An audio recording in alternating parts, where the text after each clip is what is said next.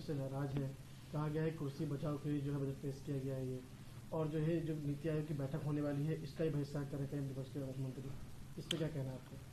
आज एक बार फिर से परिचय मिल गया कि मोदी विरोध में उतरते उतरते देश की विपक्षी पार्टियां किस प्रकार से विकास विरोधी बन जाती हैं और जहां पर भी राष्ट्रहित की बात होती है वहां पर बहिष्कार करने लगती है। वैसे कांग्रेस पार्टी ने तो इंडिपेंडेंस डे के प्रोग्राम का बहिष्कार किया था, कांग्रेस पार्टी ने तो संविधान दिवस के कार्यक्रम का भी बहिष्कार किया था, और किस प्रकार से जब तीसरी बार प्रधानमंत्री नरेंद्र मोदी चुन कर आए तो ममता दीदी ने तो उनको शुभकामनाएं देने के बदले लाइट ही बंद कर दी थी।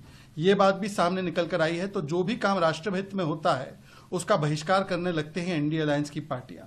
परंतु आज एक बात स्पष्ट है कि LOO का मतलब लीडर ऑफ ऑपोजिशन नहीं बल्कि leader of obstruction and leader of opportunism बन चुका है। और अपॉर्चुनिज्म और दोहरे मापदंड किस प्रकार से है कांग्रेस पार्टी और समूचे विपक्ष के, वो आज सामने नजर आ रहा है। एक तरफ तो इंडिया अलायंस कहती है कि एक कुर्सी बचाओ बजट है। वो कहते हैं ना, झांकी रही भावना जैसी प्रभु मूरत दिखे तिन तैसी। जो स्वयं अपने कार्यकाल में इस प्रकार के बजट देते होंगे वो ये आरोप लगा रहे हैं कि सब कुछ जो है बिहार और आंध्र प्रदेश को दे दिया। दूसरी तरफ इंडिया अलायंस की एक पार्टी आरजेडी कहती है कि बिहार को झुंझुना मिला। क्या आरजेडी सही कह रही है या इंडिया अलायंस की बाकी पार्टियां सही कह रही है?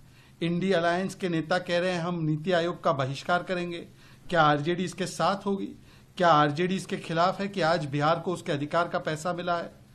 तो इसके बारे में इंडिया अलायंस बताए, एक मत होकर बताए। कांग्रेस पार्टी के मैनिफेस्टो को भी अगर आप देखेंगे जो पिछले चुनाव में उन्होंने दिया, उसमें केवल आंध्र प्रदेश का ही जिक्र था और किसी राज्य का जिक्र नहीं था। तो क्या यह माना जाए कि कांग्रेस का मैनिफेस्टो बाकी राज्यों के साथ अन्याय कर रहा था? एक बार कांग्रेस पार्टी को यह भी बताना चाहिए कि 2004 से लेकर 14 के बीच में जो भी बजट की स्पीचेस दी गई उसमें कितनी बार सारे प्रदेशों का जिक्र उनके तत्कालीन वित्त मंत्रियों ने दिया, चाहे वो चिदंबरम जी हो चाहे वो प्रणब मुखर्जी जी हो। और एक बात तो बड़ी अनोखी है कि जब तक 2006 से लेकर 11-12 तक तमिलनाडु की सरकारें और वेस्ट बंगाल की सरकारें यूपीए का हिस्सा थी, तब तक तो बजट में उनका जिक्र होता था। और जैसे ही तमिलनाडु में ऐसी सरकार आई जो उनके गठबंधन का हिस्सा नहीं थी, तो बजट में से तमिलनाडु का नाम ही गायब कर दिया। अब जहां तक बात है किसको कितना पैसा आवंटित किया गया, यह कहा जा रहा है कि महाराष्ट्र के साथ अन्याय किया गया, यूपी के साथ अन्याय किया गया, यह भी अखिलेश यादव जी कह रहे हैं, क्योंकि झूठ बोलना और निकल जाना यह इनकी फितरत बन चुकी है। कुल मिलाकर बजट जो है 48 लाख करोड़ का है। उसमें से केंद्र ने लगभग 12,40,000 करोड़ का आवंटन अनेकों राज्यों को किया है, और उसमें से सबसे ज्यादा पैसा अगर किसी राज्य को मिला है इस 12,40,000 करोड़ में, तो वो 2,23,000 करोड़ का आवंटन उत्तर प्रदेश को दिया गया है। इसके बाद हम देख सकते हैं कि मध्य प्रदेश को 97,000 करोड़ का आवंटन किया गया है, पश्चिम बंगाल को 93,000 करोड़ का आवंटन किया गया है, महाराष्ट्र को 78,786 करोड़ का आवंटन किया गया है। इसका मतलब साफ है, अगर राजनीतिक दृष्टि से देखते तो पश्चिम बंगाल को कम पैसे दिए जाते और बाकी जहां चुनाव है वहां पर ज्यादा दिए जाते। और महाराष्ट्र के विषय में जो झूठ फैला रहे हैं, महाराष्ट्र को न केवल 78,000 करोड़ रुपीस बजट में आवंटित हुआ है, उसके अलावा लगभग 8,000 करोड़ रुपए के स्पेशल प्रोजेक्ट मिले हैं, लगभग 76,000 करोड़ का पोर्ट वधावन पोर्ट मिला है।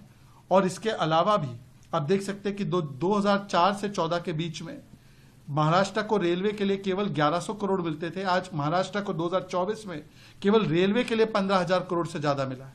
तो किसी के साथ अन्याय नहीं किया गया है, परंतु ये झूठ बातें फैलाना ये कांग्रेस और इंडिया अलायंस का चरित्र है। और असलियत में सबसे बड़ा धोखा आंध्र प्रदेश के साथ, बिहार के साथ या अन्य राज्यों के साथ अगर किसी ने किया है तो वो इसी कांग्रेस पार्टी और यूपीए और इंडिया अलायंस ने किया है। 2004 से 14 के बीच में महाराष्ट्र को बजट के अंदर 2012-13 के बजट में केवल 15,000 करोड़ रुपए दिए गए, आज 78,000 करोड़ रुपीस दिए गए। अखिलेश जी, उत्तर प्रदेश को 2012-13 के बजट में यूपीए ने केवल 59,000 करोड़ रुपीस दिया था, आज 2,23,000 करोड़ रुपीस दिया गया है, जो पिछले बजट से भी ज्यादा पैसा दिया गया है। बिहार को 2004 से लेकर 14 के बीच में यूपीए की सरकार ने केवल 2,75,000 करोड़ दिए थे, आज बजट के अलावा इन 10 वर्षों में मोदी जी ने बिहार के लिए 9 लाख करोड़ से अधिक पैसा दिया है। तो क्या ये केवल चुनाव या सरकार बचाने के लिए दिया है या ये बिहार के विकास के लिए दिया गया है?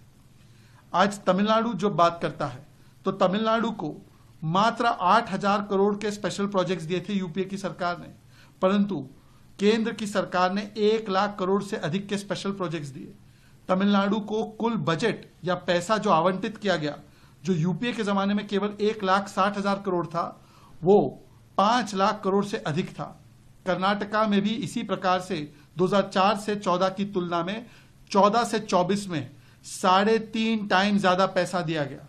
इसका मतलब साफ है कि ये मामला किस राज्य को कितना पैसा मिला उसका नहीं है, ये मामला किस राज्य का नाम कितनी बार बजट में आया इसका नहीं है, ये मामला केवल और केवल मोदी विरोध में देश के विकास के खिलाफ उतर आना और लीडर ऑफ ऑपोजिशन के रूप में नहीं, लीडर ऑफ ऑब्स्ट्रक्शन के रूप में अपने आप को एक प्रकार से प्रकट करना, यही इनका असली मकसद है।